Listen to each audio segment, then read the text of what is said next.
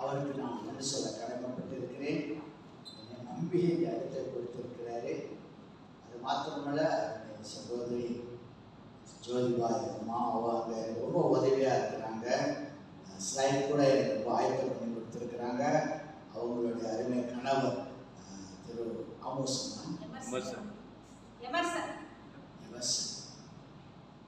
சபையாளர்களுக்கு நன்றி.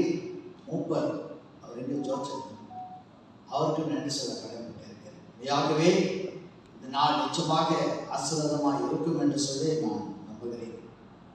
கர்த்தர் தாமே இந்த நாளிலே உங்களை வழிநடத்துவார். என்னுடைய அருமை மனைவி வந்திருக்கிறாங்க.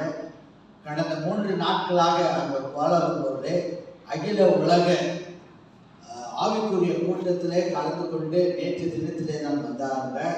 ஸோ நான் இங்கே செய்தியை பகிர்ந்து கொண்டு இருக்கிறதுனால அவங்க எனக்கு துணையாக வந்திருக்கிறாங்க. கர்த்தருக்கு ஸ்தோத்திரம். என்னுடைய பேர் மார்க் சுப்பிரமணியம். நான் பிறந்தது மோகன் ஆஸ்பத்திரியில் தான். வளர்ந்ததெல்லாம் கிளான். என்னுடைய தாய் சபை கிளான் மெத்தடிஸ்ட் சபை. ஓகே, அதன் பிறகு நான் வெளியூருக்கு மிஷினரி ஊழியத்துக்கு பயிற்சி பண்ண போனேன். அப்புறம் வேதாகம கல்லூரிக்கு போயிட்டு சபைகளிலே மெத்தடிஸ்ட் சபைகளிலே ஊழியம் செய்தேன். இப்போ நான் முழு நேர சுவிசேஷகராக கர்த்தருக்கு மகிமையாக நான் ஊழியம் செய்து கொண்டு வருகிறேன். ஆகவே மறுபடியும் இந்த தருணத்தை எனக்கு நீங்கள் கொடுத்ததுக்காக நான் ஆண்டவருக்கு அதிக நன்றி சொல்ல கடமைப்பட்டிருக்கிறேன். கர்த்தரை நோக்கி நாம் ஜெபம் செய்வோமாக. நன்றி. எல்லாரும் இந்த நாளிலே ஆண்டவர் அழைத்து வந்த நோக்கமானது நிச்சயமாக உங்களை அவர் ஆசீர்வதிக்கிறதுக்காகவே உங்களை இந்த இடத்துக்கு அழைத்து வந்திருக்கிறார். ஒவ்வொருவரையும் ஆண்டவர் பேர் பேராக தனித்தனியாக அவர் ஆசீர்வதிக்க தீர்மானித்திருக்கிறார். The Lord has already decided to bless each and every one of you who have come for this very important morning worship service. நன்றி ஆண்டவரே, நன்றி. அருமை சபையாளர்களுக்காக நன்றி, ஊழியக்காரர்களுக்காக நன்றி.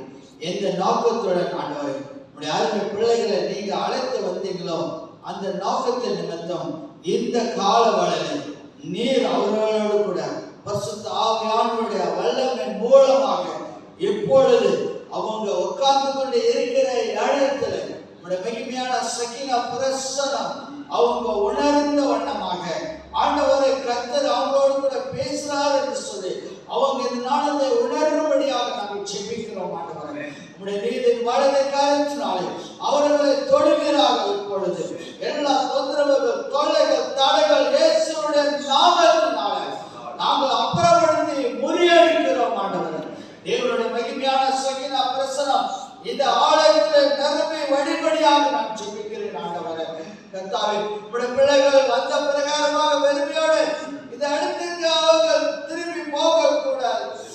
ஆண்டவர் என்னோடு கூட பேசியிருக்கிறார், என்னோடு கூட அவர் இடப்பட்டு இருக்கிறார் என்று சொல்லி அப்படியாக அவங்க அந்த அனுபவத்தோடு அவங்க வீட்டுக்கு திரும்பி போக நீங்க இந்த நாளில் அவங்களை ஆயத்தப்படுத்துவீராக.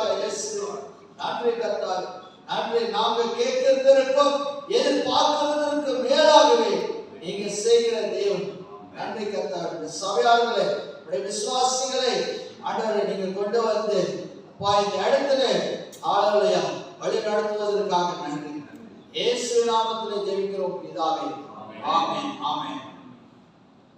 தேவஜனமே, இந்த நாளின் செய்தியின் தலைப்பு தேவனாக கர்த்தர் சாலோமன் ராஜாவுக்கு தரிசனமாகுகிறார். The Lord appears to the Solomon, the third king of Israel. அவர் இஸ்ரவேலின் 3வது ராஜாவாகவே பணியாற்றி வந்தவர். இது 2வது தடவையாக ஆண்டவர் என்ன செய்றாரு, சாலமோனுக்கு தரிசனமாக. முதல் தடவை அவர் சொப்பனத்தின் மூலமாக, சரிங்களா, சொப்பனத்தின் மூலமாக அவர் என்ன செய்றாரு, சாலமோனுக்கு என்ன செஞ்சிருக்கிறாரு, தரிசனமாகினார்.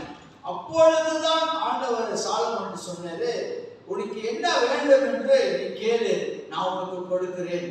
அதுக்கு சாலமோன் என்ன செஞ்சாருனாக்கா, எனக்கு ஞானம் வேண்டும், இந்த ஞானங்களை நடத்துவதற்கு எனக்கு தேவன் ஞானம் வேண்டும். அதன் பிரகாரமாக ஆண்டவர் என்ன செஞ்சாரு, சாலமோனுக்கு தேவ ஞானத்தை கொடுத்தார். முதல் தடவை சரிங்களா, சொப்பனத்தின் மூலமாக. இது இரண்டாவது தடவை. இது சொப்பனத்தின் மூலமாக நேரடியாக. எப்படி ஆண்டவர் சோலமோனுக்கு தரிசனமாகிறார் என்று சொல்லி நம்ம இப்ப பார்க்க போகிறோம். தேவஜனமே, 7வது அதிகாரத்துல நம்ம பார்க்கும் பொழுது chapter 7 of 2nd Chronicles, இரண்டாவது நாளாகமம் சரிங்களா, 7வது அதிகாரம் முதல் வசனத்துல வாசிக்கும் பொழுது அங்க என்ன நடக்குது என்று சொல்லி நம்ம தெரிந்து கொள்ள வேண்டும். முகவுரை, இன்ட்ரோடக்ஷன். சாலமன் ஜெபம் பண்ணின முடிகிற போது சரிங்களா, அக்கினி வானத்திலிருந்து இறங்கி சர்வாங்க தகன பலியும் மற்ற பலிகளையும் பட்சித்தது. கர்த்தருடைய மகிமையும் ஆலயத்தை நிரப்பிற்று. சரிங்க, 2வது வசனம்.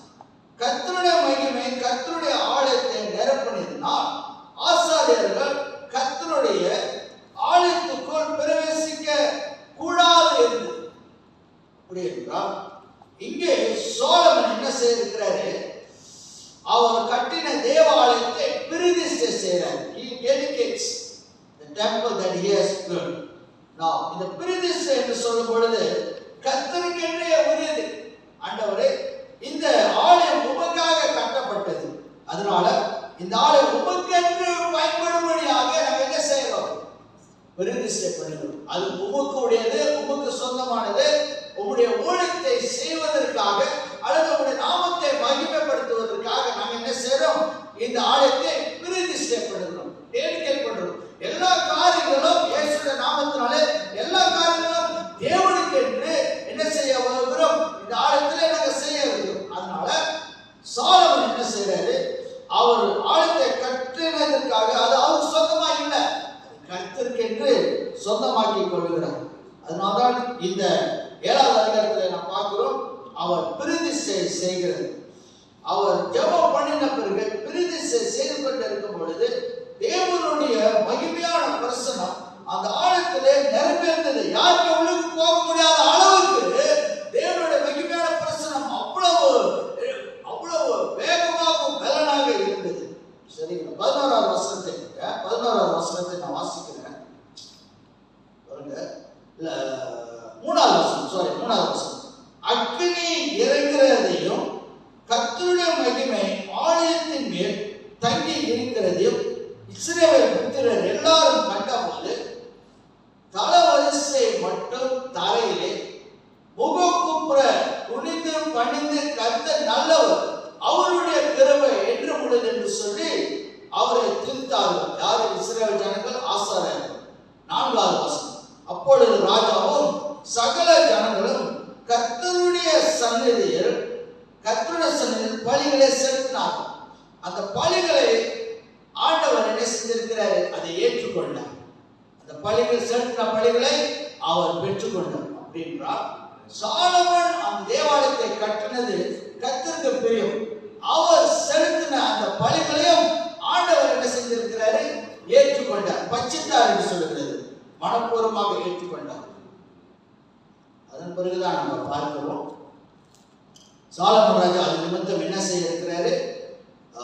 5வது வசனம். 5வது வசனத்துல ராஜாவாகிய சாலமன் 22,000 மாடுகளும் 120,000 ஆடுகளையும் என்ன செஞ்சிருக்கிறார், பலியிட்டார்.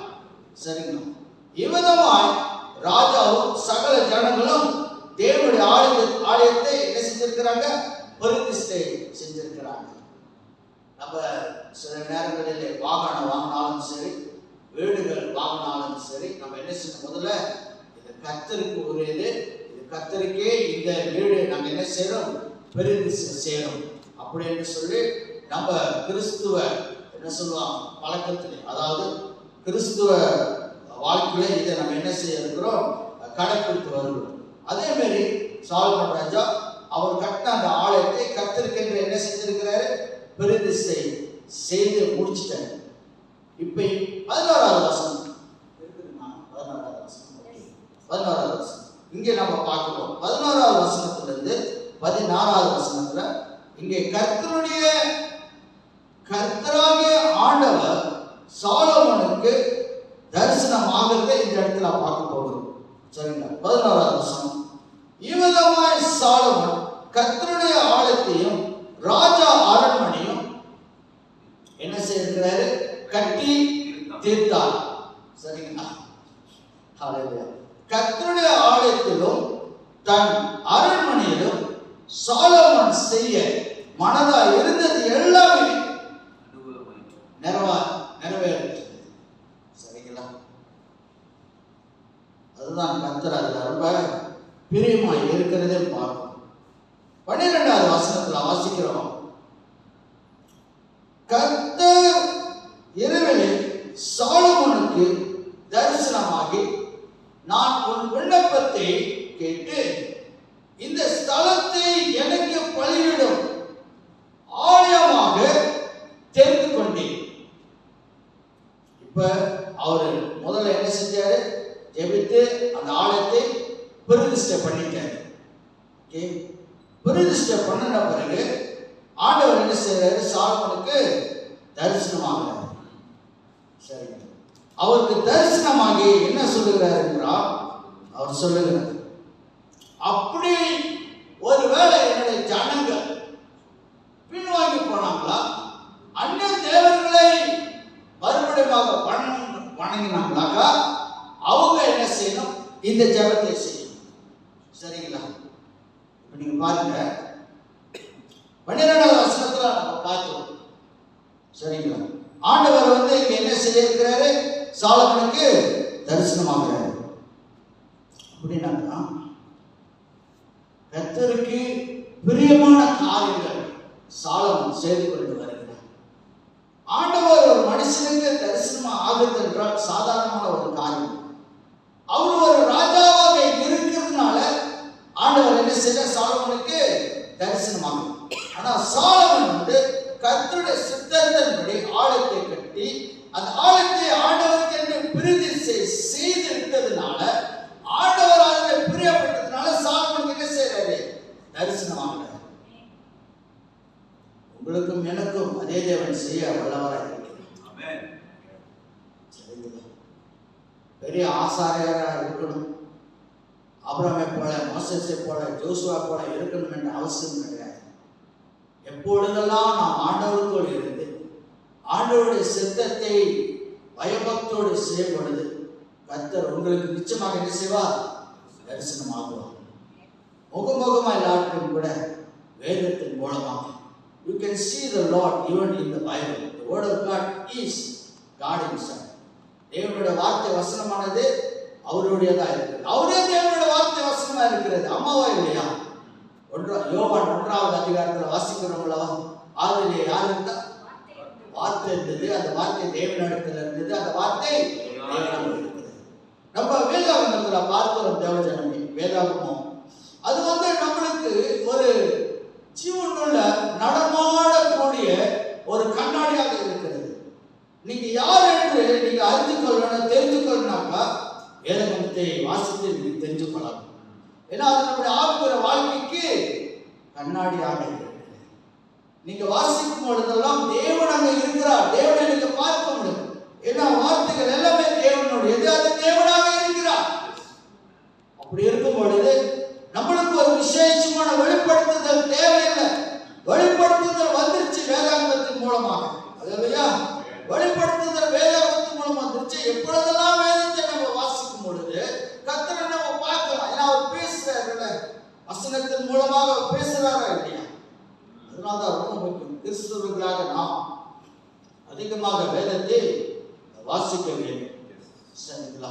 சோ இங்கே 12வது வசனத்துல நம்ம வாசித்த பிரகாரமாக ஆண்டவராக கர்த்தர் சாலமோனுக்கு தரிசனமாகி அவர் இன்னொரு சரிங்களா வாக்கு கொடுக்கிறார். 13வது வசனம் சரிங்களா சொல்றேன்.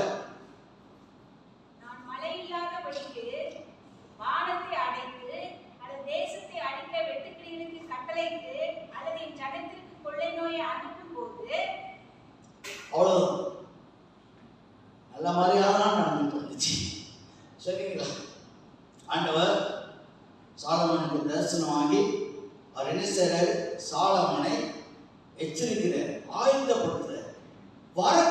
காலம் நிச்சயமாக சவாலாக இருக்கும், போராட்டமாக இருக்கும். நாம் இந்த போராட்டத்திலிருந்து பேரழிவிலிருந்து எப்படி நீங்க மீட்டுக் கொள்ள முடியும், அதிலிருந்து எப்படி நீங்க ஜெயம் கொள்ள முடியும் என்று சொல்லி ஆண்டவர் என்ன செய்யறாரு, சாலமோனுக்கு முன்கூட்டி ஆயத்தம் பண்றாரு.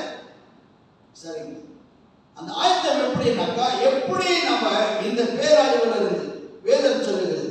நம்ம மறுபடியும் வாசிக்கணுமா? இல்ல 13வது வசனம். நான் மழை இல்லாதபடிக்கு அடைத்து, சரி அப்படி இருக்கணும்னா அப்புறம் வாசிக்கணுமா? அல்லது தேசத்தை அழிக்க வெட்டுக்கிளிகளுக்கு கட்டளையிட்டு அல்லது என் ஜனத்திற்குள் கொள்ளை நோயை அனுப்பும்போது நீங்க என்ன செய்யணும் சொல்றேன். நிறைய பேர் எடுத்து செய்வாங்க, இந்த 14வது வசனத்தை மட்டுமா எடுத்துக் கொள்ளுவாங்க. நான் உங்களுக்கு தெரியாது ஏன் இந்த 14வது வசனம் இந்த இடத்துல அமைஞ்சிருக்கிறது என்று. You and I should know why this verse 14 is so important, why it is placed in this what I call chapter. ஏன் இந்த 14 என்ன உலகத்துக்கு இதுதான் சொல்லுவாங்க, 14வது வசனம் ரொம்ப முக்கியம் தான். ஆனா இந்த வசனத்துக்கு வந்ததுக்கு காரணம் இருக்குது. என்ன ஆண்டவர் சொல்றார் இஸ்ரவேல் ஜனங்களுக்கு, நீங்க அப்படி வழி தவறி போனீங்களா, என்னை விட்டு அந்நிய தேவர்களை வணங்கினீங்களாக்கா, என்ன நீங்க செஞ்சிருக்கீங்க ஏற்கனவே. அதனாலதான் தேவாலயத்தை கட்டியாச்சு, உங்களுக்கு விருந்தசி செஞ்சாச்சு, சரிங்களா, நீங்க ஆராதிக்க கூடியவர் யாரா இருக்கக்கூடும். அப்ப அவர் சொல்ற, இப்ப இந்த பேரழிவுல இருந்து எப்படி நீங்க அதாவது மீட்டுக் கொள்ள முடியும். இப்பதான் இந்த 16வது வசனம் எப்படி ஜெபிக்க வேண்டும், எப்படி ஜெபிக்க ஆரம்பிக்க வேண்டும் சொல்றார். என் நாமம், யாருடைய நாமம்? இயேசுடைய நாமம். இயேசு கிறிஸ்துவின் நாமம் இல்லாமல் உங்களுக்கு எனக்கு முன்னெல்லாம் ரட்சிப்பு கிடையாது. உங்களுக்கு தெரியும், அப்போஸ்தலர் நடவடிக்கைகள் 4:12 வாசிக்கிறோம். இயேசு கிறிஸ்துவின் நாமத்தில் மட்டுமே நம்மளுக்கு என்ன உண்டு, இந்த நாளிலே விடுதலை உண்டு. வியாதியிலிருந்து, நோய்களிலிருந்து, கஷ்டத்திலிருந்து, சாபத்திலிருந்து நம்மளுக்கு என்ன உண்டு, விடுதலை உண்டு. வானத்துக்கு கீழே பூமிக்கு மேலே இயேசு கிறிஸ்து நாமம் தவிர வேறு நாமமே கிடையாது ரட்சிக்கும்படியாக. கேட்கிறீங்களா? ஓ ஷாலா. அதனாலதான் ஆண்டவர் சொல்றார், என்னை அன்று உங்களுக்கு என்ன செய்யக்கூடாது, வேறு தேவன்.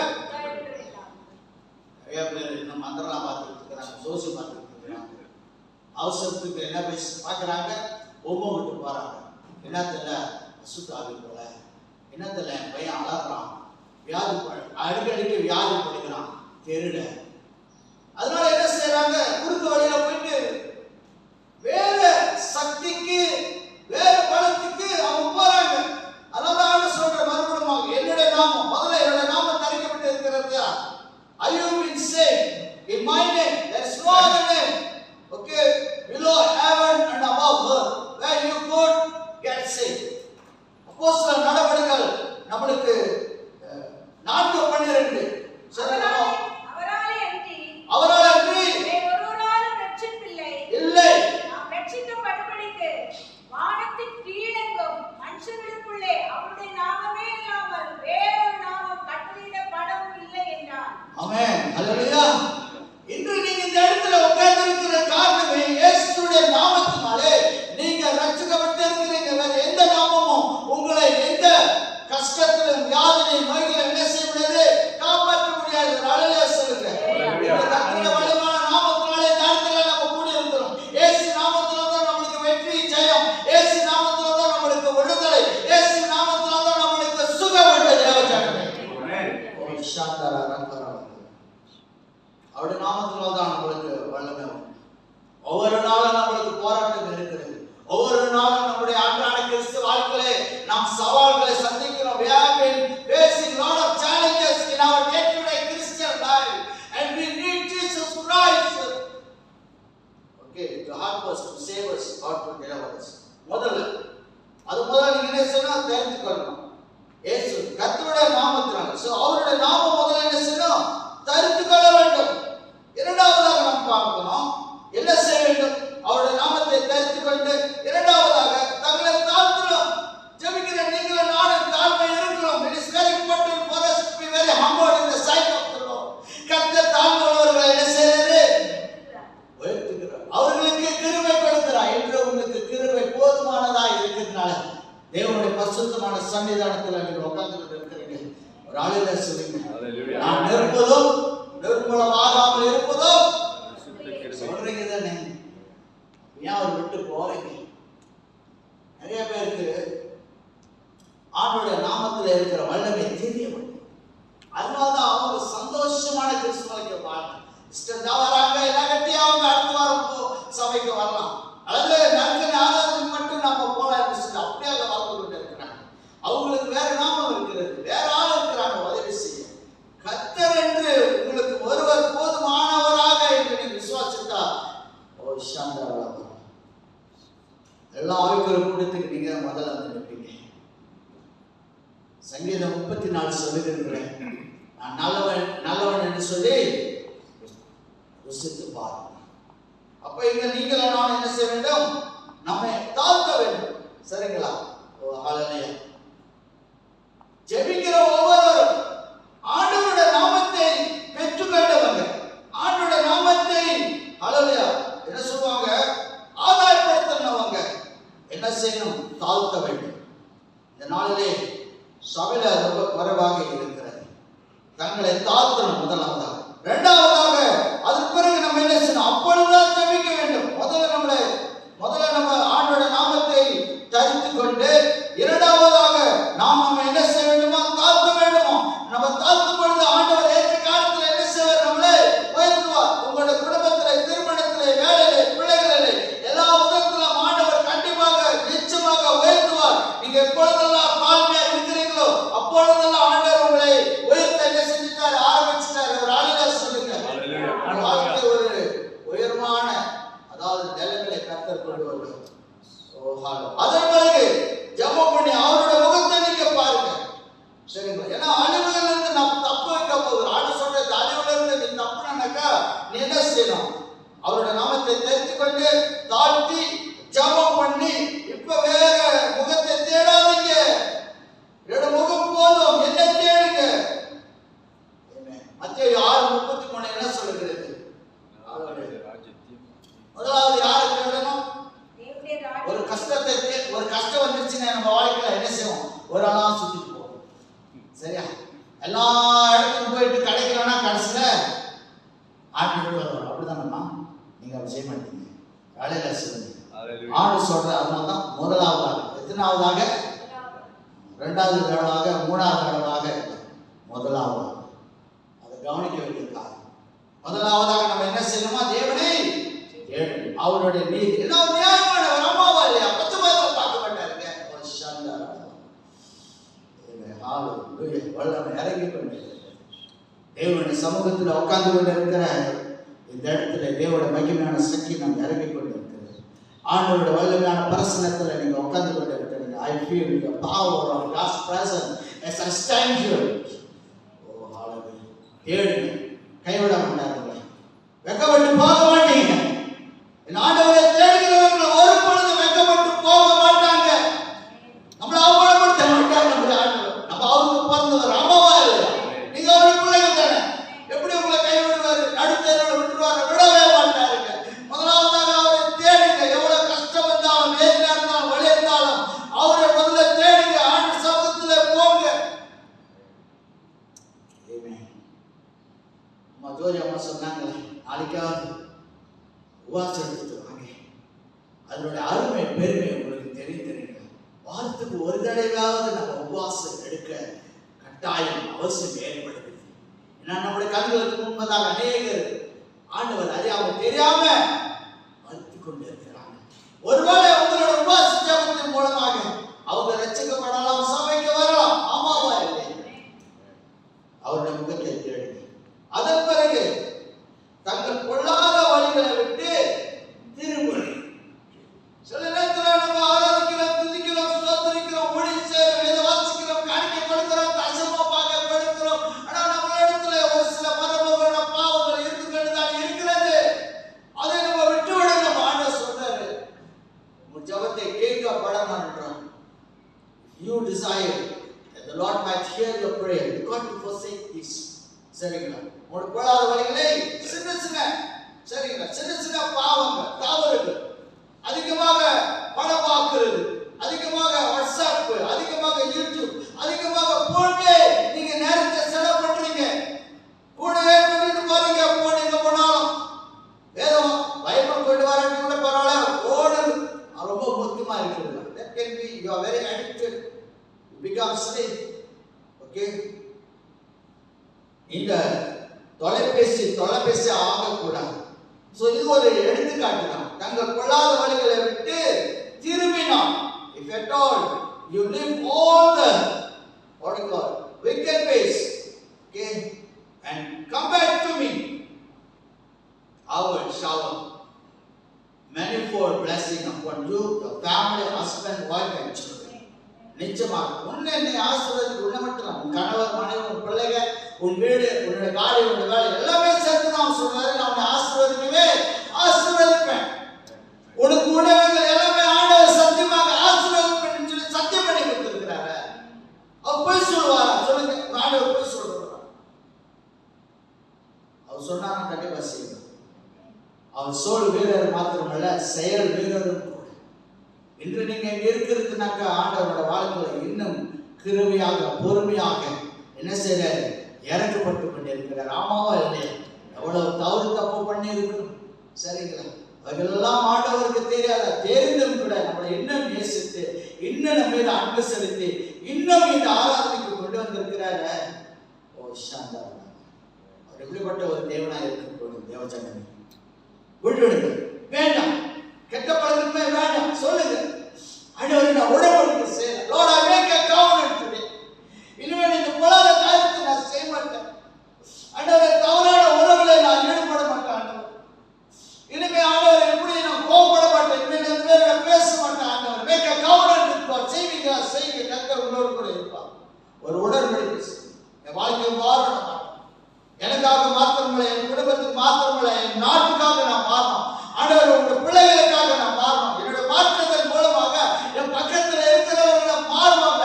நான் சாட்சி வாழ்க்கை வாழ்ந்ததுனால, கர்த்தருக்கு என்று நான் சாட்சியாக வாழ்ந்ததுனால, என்னுடைய சாட்சியின் இந்த வாழ்க்கையை பார்த்து ஜனங்கள் தொடர்படுவார்கள். நீங்க உயிர் உள்ள நடமாடும் நிர்மமா இருக்கிறீங்க. You are living in Christ. ஓ சாந்தா சொல்றாரு ஆண்டவர். அல்லது தலைவர் எல்லாம் எஸ்ஆர்டி சபையா இருக்கு. உலகத்துக்கு நீங்க உப்பா இருக்கணும். உலகத்துக்கு நீங்க ஒளியா இருக்கணும்னு உங்களை நம்பிதான் ஊழியத்தை கொடுத்துட்டு போனேன். இந்த ஊழியத்தை அவங்க எப்படி நம்ம செய்யணும்? தேவஜனமே, எல்லாம் பொல்லாத வழிகள் இருந்து நம்ம விலகி ஆண்டவரிடத்துல திரும்புவோமாக. அப்பொழுது அவர் சொல்றாரு, சரிங்களா? அப்பொழுது என்ன சொல்றாரு? எப்பொழுது? அப்பொழுது பரலோகத்தில் இருக்கிற நான் கேட்டு பாவத்தை மன்னித்து. பார்த்தீங்களா என்ன நடக்குது? இப்போ வர நான் உங்க பாவத்தை மன்னிப்பேன். இந்த அழிவுல இருந்து உங்களை நான் கண்டிப்பா காப்பாற்றுவேன். ஆண்டவர் சொல்றாரு. சொன்னார்னாக்க கண்டிப்பா செய்வார். அப்பொழுது அவருடைய பாவங்களை மன்னித்து, அப்புறம் என்ன சொல்கிறது? அவருடைய தேசத்தை, இந்த ஆயத்தோ, இந்த மலக்கா, நீங்க வாழ்கிற இடத்தை ஆசீர்வதிப்பாரு. வேலை இல்லாத இடத்துல ஆண்டவர் உங்களுடைய மன திரும்புதல் வாழ்க்கையின் மூலமாக, கர்த்தரை பயபக்தியோடு தேடுகிறது மூலமாக அழைக்கப்பட்ட கீழாம் கதவை ஆண்டவர் திறப்பாரு. வேலை இல்லாதவர்களுக்கு வேலை கண்டிப்பா கொடுப்பாரு. கல்யாணம் பண்ணாத பிள்ளைகளுக்கு ஆண்டவர் ஏற்ற வாழ்க்கை துணை கொடுப்பாரு. வாயா செய்வார். என்னோட ஆண்டவர் செய்வார். உங்களுக்கு பிள்ளைகளை குறித்து கவலைப்படுறீங்க. பிள்ளைகள் வயதாயிருச்சு, அசல் நீங்க ஒரு நல்ல மாப்பிள்ளை பாருங்க. பிள்ளைகளுக்கு ஏற்ற வாழ்க்கை துணை பாருங்க. கண்டிப்பா நான் ஜெபிக்கிறேன், செய்வேன். ஆண்டவரை தேடப்படுது. பாவ வாழ்க்கைலாம் விட்டு அவர் உங்களுடைய பாவங்களை மன்னித்து இப்ப என்ன செய்யறது? உங்களுடைய நாட்டை, உங்களுடைய வீட்டையும், உங்களுடைய தாமானம், உங்களுடைய என்ன சொல்லுவாங்க இந்த பட்டணத்தையும் அவர் என்ன செய்யறாரு? ஆசீர்வதித்து கொடுப்பேன். போதுங்களா? இவ்வளவோ சொல்லியிருக்கிறார். உங்களுக்கு இலவசமா கொடுக்கிறார். இதுக்கு எந்த வித கட்டணமும் நீங்க என்ன செய்ய வேண்டாம், செலுத்த வேண்டாம். இலவசமா கொடுக்கிறாங்க. அதாவது நீங்க விசுவாசத்தோட பெற்றுக்கொள்ளுங்க. இதோட நம்ம என்ன செய்யக்கூடாது? நிப்பாட்டிடுவோம். நிறைய பேர் என்ன செஞ்சிருவாங்க? 14வது வசனத்தோட நிப்பாட்டிடுவாங்க. ஆனா அதுக்கு அடுத்த 2 வசனம் ரொம்ப முக்கியம். கண்குடிச்சு என்ன சொல்லுகிறது? அம்மா வாசிமா. செய்யப்படும் ஜெபத்திற்கு சொல்லுங்க, எந்த ஸ்தலத்துல யாரு அந்த ஆலயத்தை பலி அது பிரதிஷ்டை செஞ்சார்ல, அந்த ஆலயத்தை சொல்றேன். இந்த இடத்துல இப்ப நம்ம பார்த்தோம்ல, இந்த ஸ்தலத்திலே செய்யப்படும் ஜபத்திற்கு நான் என்ன செய்யறேன்? கண்களை இவைகளாம் நீங்க செய்யணும். வழங்குதுங்களா? குறுக்கு வழி கிடையாது. என்னென்ன செய்யணும்? அவருடைய நாமத்தை தரித்திருக்கணும். சரிங்களா? வேற நாமத்துக்கு போக கூடாது. அது மாத்திரம் இல்ல, நம்மை தாழ்த்தணும், ஜபம் பண்ணணும், அவருடைய முகத்தை தேடணும், தங்கள் பொல்லாத வழிகளால் விட்டு திரும்பணும். அப்பொழுது பரலோகத்திலிருந்து நம்முடைய ஜபத்தை கேட்டு பாவங்களை மன்னித்து நம்முடைய நாட்டையும் தேசத்தையும் அல்லது நம்மளுடைய குடியிருக்கிற இடத்தையும் ஆசீர்வதித்த பிறகு அவர் சொல்றார், இப்பொழுது இவைகளெல்லாம் நீங்க கவனமாக கண்டிப்பாக நீங்க செயல்படுத்தும் பொழுது என்னுடைய கண்களை திறந்தவைகளும் என் செவிகள் கவனிக்கிறவைகளும் இருக்கும். அல்லேலூயா. வான்னு சொல்றேன். இப்ப நான் என்ன செய்யறேன்? தொடர்ந்து உங்களுடைய ஜபத்திற்கு செவி சாய்ப்பேன். செவி சாய்ப்பது மாத்திரமல்ல, நான் செயல்படக்கூடிய வல்லமையுள்ள தேவனாய் இருக்கிறேன். சரி, இப்போ அவருடைய கண்களை நம்ம திறந்து விட்டோம். நம்மளை பார்க்கிறாரு. நீங்க உட்கார்ந்து கொண்டு இருக்கிறீங்க. உங்களுடைய இதயத்துல என்ன இருக்கிறது அவருக்கு அறியும். உங்களுடைய சிந்தனை என்ன இருக்கிறது அவருக்கு எல்லாமே தெரியும். சங்கீதம் 139 சொல்லுங்க. சரிங்களா? தாவீது சொல்றாரு, நான் எழுந்திருக்கிறதும் உட்காருவதும் எழுந்திருப்பதும் நடக்கிறதும் எல்லாமே என்னுடைய ஆண்டவருக்கு தெரிந்த விஷயமா இருக்கிறது. அதனால நம்மை ஆராய்ந்து அறிந்திருக்கிறார். இந்த நாளிலே கூட தேவஜனமே அவருடைய கண்கள் திறந்தவண்ணமாக இருக்கிறது. நம்மளை கவனிக்கிறவராய் இருக்கிறார். உங்களை நிர்ணயமாவார். உங்களை எண்ணி அவருடைய உள்ளங்கையில வந்திருக்கிறார். சரிங்களா? ஆமென். இப்படிப்பட்ட ஒரு தேவன் நம்ம ஆராதிப்பது எவ்வளவு ஒரு மேன்மையான ஒரு காரியமாக இருக்கிறது. தேவஜனமே 16வது வசனத்தை அம்மா வாசிக்கணும். ஆமென். கேக்குறீங்களா தேவஜனமே? முதலாவது சொல்றாரு, இந்த ஸ்தலத்துல நான் என்ன செய்யக்கூடிய எல்லா ஜபங்கள், இந்த ஆராதனையிலே, இந்த கல்வரி அசெம்பிளி ஆராதனையிலே ஆழத்திலே செய்கிற எல்லா ஜபங்களை கேட்கப்படும். நீங்க ஏன் இருக்கிற ஸ்தோத்திர துதி பலிகள் ஆண்டவருக்கு பிரியமானதா இருக்கிறது. அவர் உங்களை மட்டுமல்ல, நீங்க செய்கிற ஊழியம் அவர் மனதார ஏற்றுக்கொள்கிறவரா இருக்கிறார். தேவனுக்கு ஒரு மகிமை. அல்லேலூயா சொல்லுங்க தேவஜனமே. அல்லேலூயா. அப்ப இந்த சபையிலே நடக்கிற எல்லா ஊழியத்தையும் கர்த்தரே என்ன செய்றாரு? ஆசீர்வதிக்கிறவரா இருக்கிறார். அல்லேலூயா. இப்ப இந்த சபை வளருமா வளராதா? வளரும். நீங்க செய்யற ஜெபத்தின் அடிப்படையில், உங்க கிறிஸ்துவ சாட்சி நிறைந்த வாழ்க்கையின் அடிப்படையில் இந்த சபைக்கு ஆண்டவர் என்ன செய்றாரு? ஆசீர்வாதத்தை கொண்டு வராரு.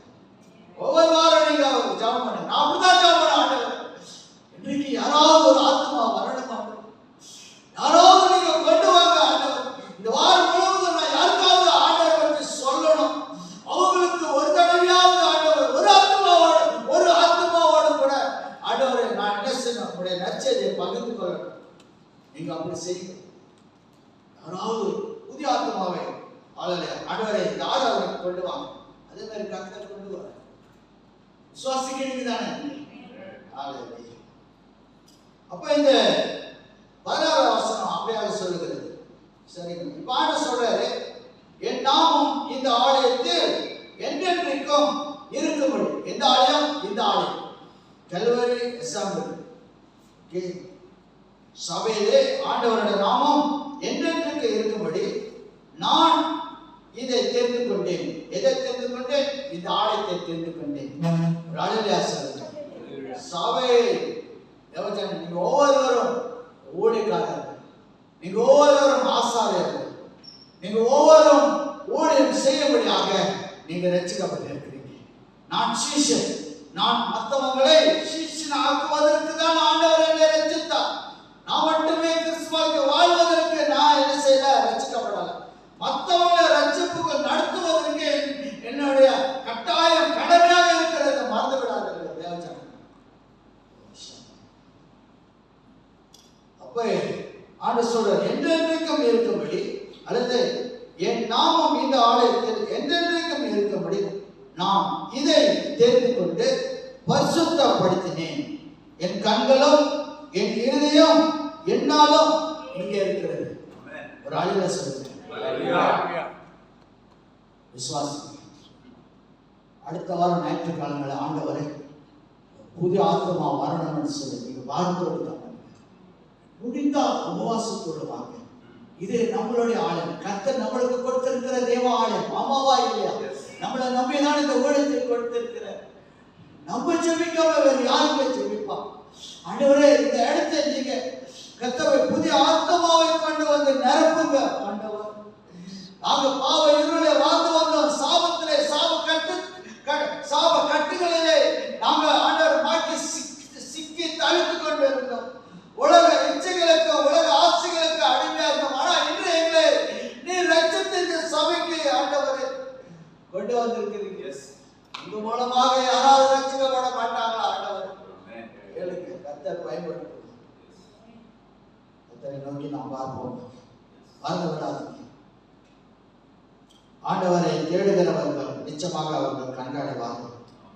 ஒரு யாரால ஷாந்தார இது யாரால ஆந்தாரால நிக்கிறீங்களா? கொஞ்ச நேரம் புரை ஆளவே.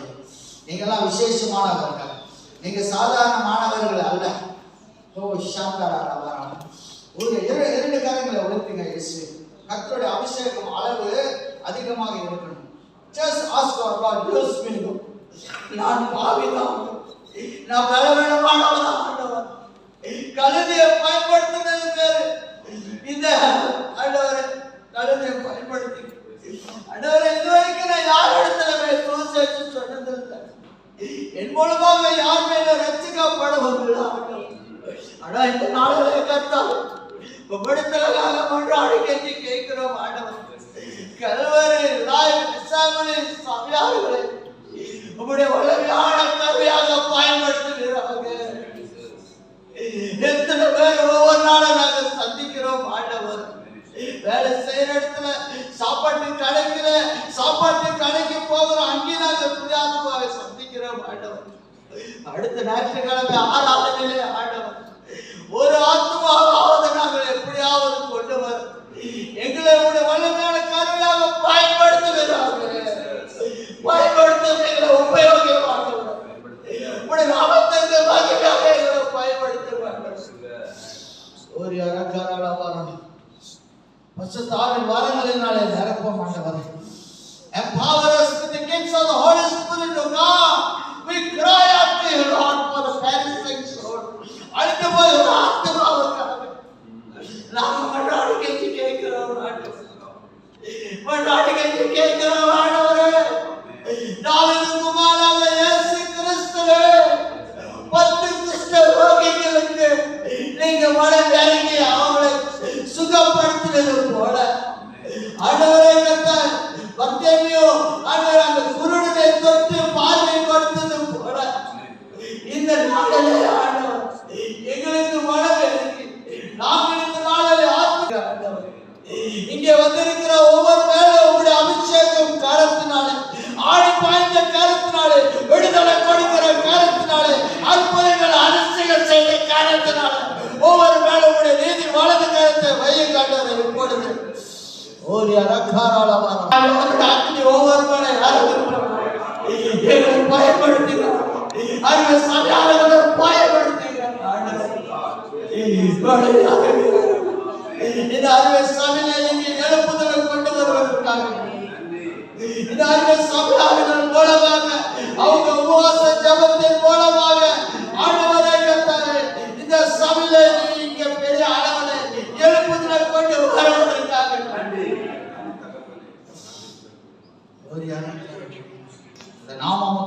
நாமத்தை மாத்திரமே நாங்கள் உயர்த்துகிறோம். ஒளிக்காரர்களுக்காக, அருமை சபையாளர்களுக்காக, மூப்பர்களுக்காக நன்றி. இந்த நாளிலிருந்து அவருடைய வாழ்க்கையில் ஒரு புதிய காரியங்கள் ஆண்டவரை நீங்க ஆரம்பிக்க போவதற்காக நன்றி. ஆண்டவரை புதிய ஊழிய வாரத்தை கொடுக்கிறதுக்காக நன்றி. சாலமோனுக்கு நீங்க தரிசனம் ஆனது போல இன்று எங்களுக்கும் நீங்க தரிசனமாக வளவராக இருக்கிறீர்கள். இந்த சபையை தீர்க்கதரிசிகளை எழுப்புங்க ஆண்டவர். முழு நேர ஊழியக்காரர்கள் இந்த சபையை எழுப்பட ஆண்டவர். ஓ ஷாந்தர ரக்கர பெற்றுக்கொள்ளுங்க தேவஜனமே. இந்த வார்த்தைகள் எல்லாம் பெற்றுக்கொள்ளுங்கள். விசுவாசத்தோடு ஒப்பு கொடுக்கிறோம். இயேசுவின் நாமத்திலே ஜெபிக்கிறோம் எங்களுடைய ஜீவிக்கிற பரமபிதா. ஆமென்.